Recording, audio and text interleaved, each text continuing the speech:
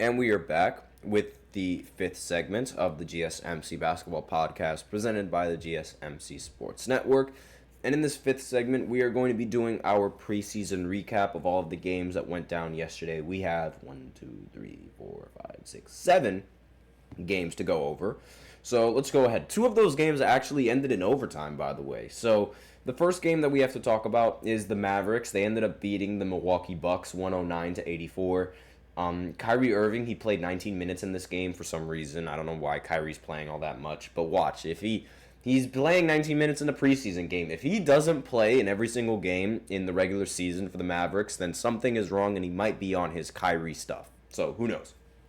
And he ended with 14 points. Klay Thompson also played in this game. He finally scored again, 4 for 11 from the field, 11 points, 3 for 7 from 3. And really, the leading scorer for the Dallas Mavericks was Kyrie Irving. Meanwhile, they did have some pretty solid production coming in off the bench.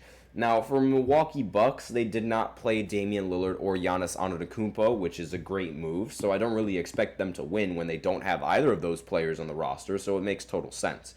Gary Trent Jr. ended up being the leading scorer, but he also ended up being the leading shot taker. He went 6 for 14 and ended up scoring 12 points. So not really that efficient, but again, they don't have Giannis and they don't have Dame. I don't really expect the Milwaukee Bucks to do much without their 2 best players. And not to mention, they also did not have Chris Middleton play in this game either. So again, did not really expect the Bucks to win if that's the lineup that they're coming in with. Now, the Lakers, they ended up playing the Suns in an overtime game. They ended up winning 128-122. They got incredible production from Anthony Davis, who played 34 minutes.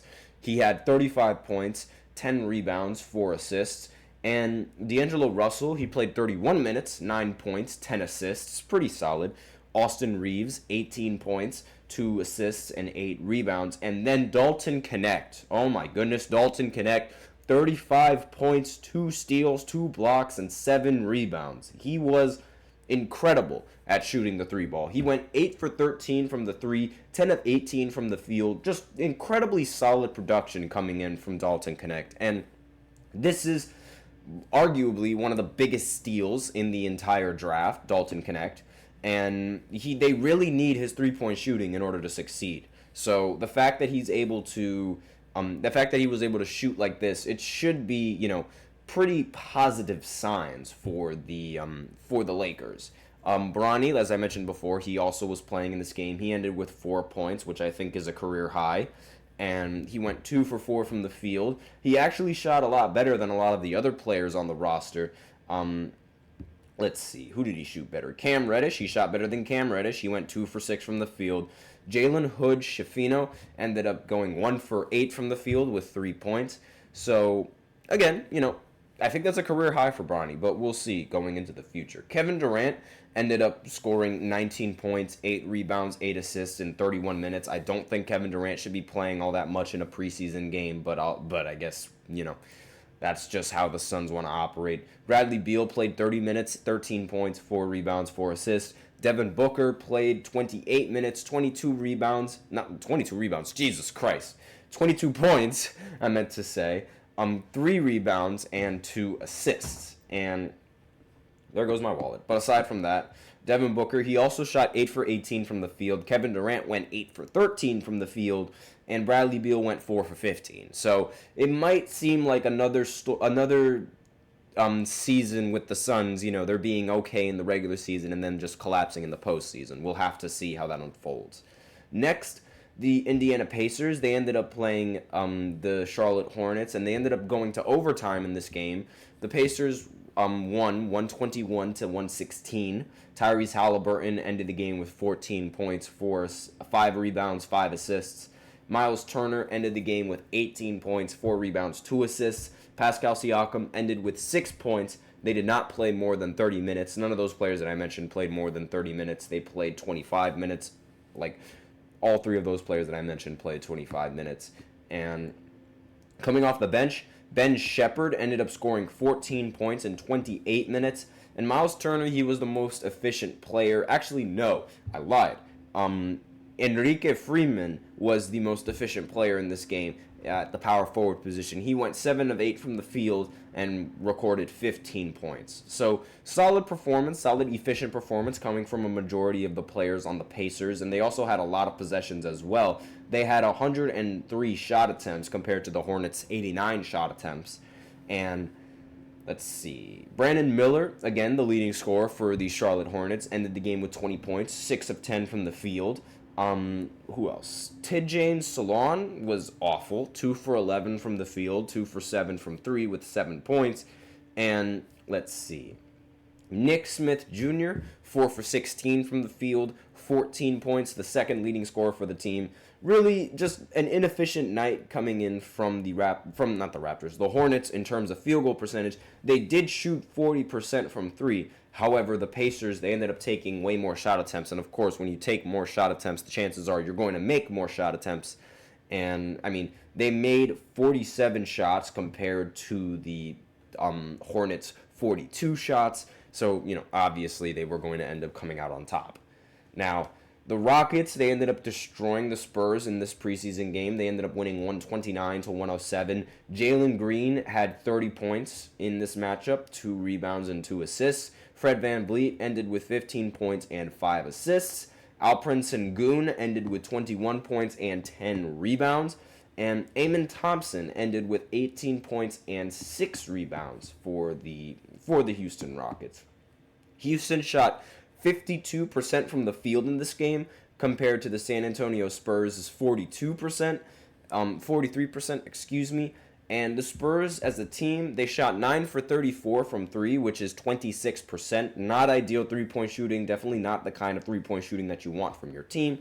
They were without Victor Wembanyama in this game or Chris Paul, as they should. They should not be playing either of those players in preparation for the regular season. And let's see. Stephon Castle ended with 16 points, 4 rebounds, 3 assists, along with 2 steals. Malachi Branham ended the game with 15 points and 3 assists. Trey Jones ended with 4 points and 8 assists. And Zach Collins ended the game with 10 points, 6 assists, and 4 rebounds. Harrison Barnes also played in this game. He played 22 minutes, ended the game with 12 points and 4 rebounds.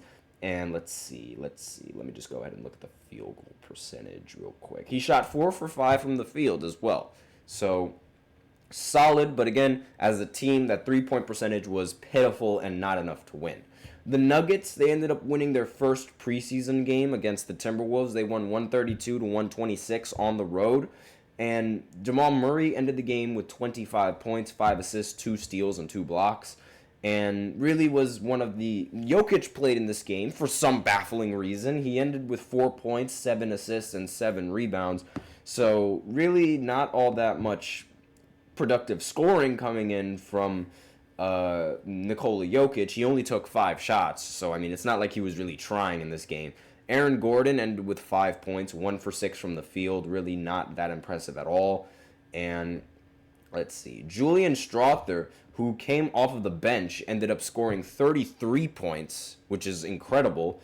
And he also shot 8 for 13 from the field, 5 of 8 from the three-point line. So that is just an impressive performance coming in from Strawther coming off the bench. Russell Westbrook ended with 13 points, 5 for 7 from the field, and ended with also 5 assists along with 2 rebounds as well. And let's see, Dario Saric ended the game with 13 points and 5 rebounds and 1 assist along with 1 steal in 15 minutes played with the Nuggets. So overall, solid performance coming in from the Nuggets. They shot 57% from 3 as a team and 54% from the field as a team, compared to the Timberwolves, who shot 37% from 3 as a team and 49% from the field as a team. So when the Nuggets are just shooting the lights out as they were, it's really difficult to win. And they were really close. They were just 6 points off. Now, for the Timberwolves, Luka Garza ended the game with 29 points and 9 rebounds. Rob Dillingham, he ended the game with 15 points and 7 assists. And Anthony Edwards did not play in this game, obviously. Should not be playing in any of these preseason games. Daishen Nix, he ended the game with 17 points, 5 assists, and 4 rebounds. And who else played pretty well? Jesse Edwards, he ended the game with 14 points and 4 rebounds in 16 minutes. So that's, again, really, like, those players, they played pretty solid, but it was just the team shooting that held this team back. Now, as I mentioned before, the Thunder, Isaiah Hartenstein is probably going to be out for the beginning of the season due to a fracture on his left hand. But aside from that, they ended up winning comfortably against the Atlanta Hawks. They won 104-99. And Chet Holmgren ended the game with 15 points on 17 minutes. SGA, for some reason, was playing in this game. He ended with 6 points in 20 minutes, along with 4 rebounds and 3 steals. So, not really sure entirely what that is all about. He didn't really shoot the ball all that much. So, again, I don't really expect these guys to be trying, like the starters, to really be going all in this game. He only took 4 shots, was 2 for 4 on those shots. 2 for 3 from 3 as well. So maybe this is a new era for SGA. Maybe he's going to start shooting the 3 ball a little bit more. But who knows? We'll still have to see. There was also Isaiah Joe, who ended up going 6 for 10 from the field, 16 points. And Ousmane Dang, forgive me if I messed up the first and the last name. He went 4 for 7 from the field and ended with 15 points. And Jalen Williams, 5 for 6 from the field, as efficient as always, along with 11 points. Now, with the Atlanta Hawks, they ended up getting a 31-point performance from Kobe. Yeah, his name is Kobe. Kobe Buffkin, 31 points, 3 rebounds, and 4 assists. And let's see. Trae Young did not play in this game, obviously. And let's see who else played well. David Roddy ended up getting 9 points and 12 rebounds in this game. Now, Dyson Daniels ended up getting 13 points and 8 rebounds in this game. Did the rookie play? Let me see. No, it didn't. No, the rookie did not play in this preseason matchup. Kobe, though, good lord. I mean, he had a Kobe performance, let me tell you that. 31 points and went 12 for 26 from the field, 7 of 14 from 3. That's a lot of shot attempts, and that's more or less Kobe. That's more or less Kobe Bryant. Now, Dyson Daniels, he went 5 for 14 from the field, but Garrison Matthews on the Atlanta Hawks had only 9 points and went 3 for 12 from the field, 3 of 9 from 3. Excuse me. So, as a team, however, the Atlanta Hawks, they ended up shooting 29% from 3, which is, again, not ideal. And the Thunder, they ended up shooting 37% from 3, which is, better. And they shot better from the field as well. Obviously, this was a big reason why they ended up winning in this game. And the Kings, they matched up against the Clippers. The Kings still haven't won a preseason game. Sabonis ended with 24 points, 9 rebounds, 5 assists with 27 minutes played. De'Aaron Fox did not play in this game. He shouldn't have. DeMar DeRozan, however, played 25 minutes, ended with 9 points, 1 rebound, 1 assist, 1 steal, and shot 3 for 8 from the field. So I don't know what that's all about. They're going to really have to figure that out. Doug McDermott ended the game with 14 points, 5 of 13 from the field. Keegan Murray ended the game 4 for 11 with 11 points.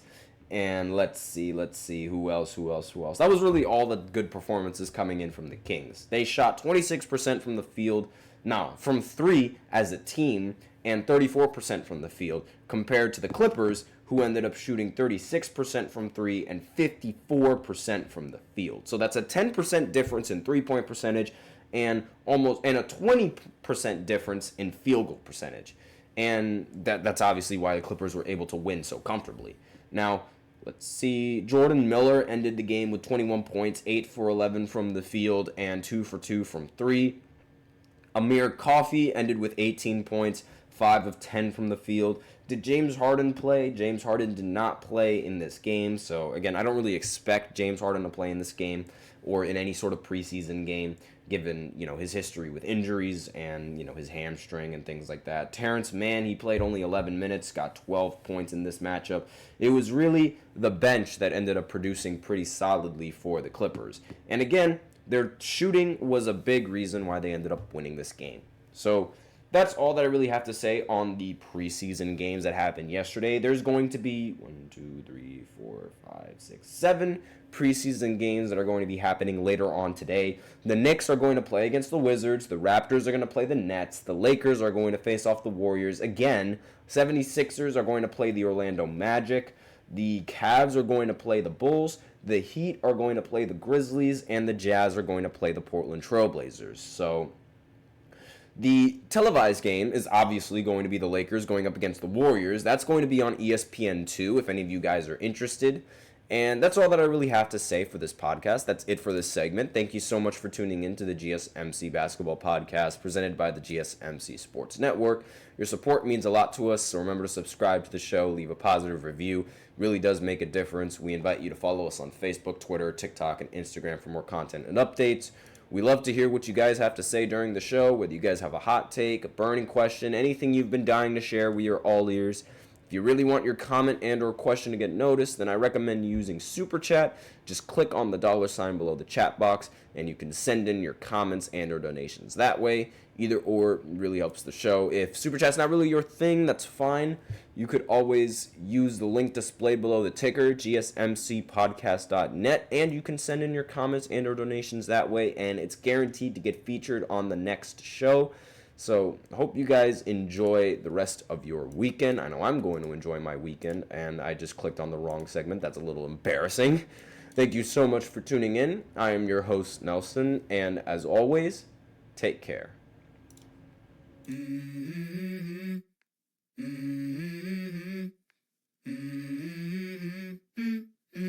Let's go. I wake up to a little bit of drool on my pillow, feel like it's gonna be a bad day.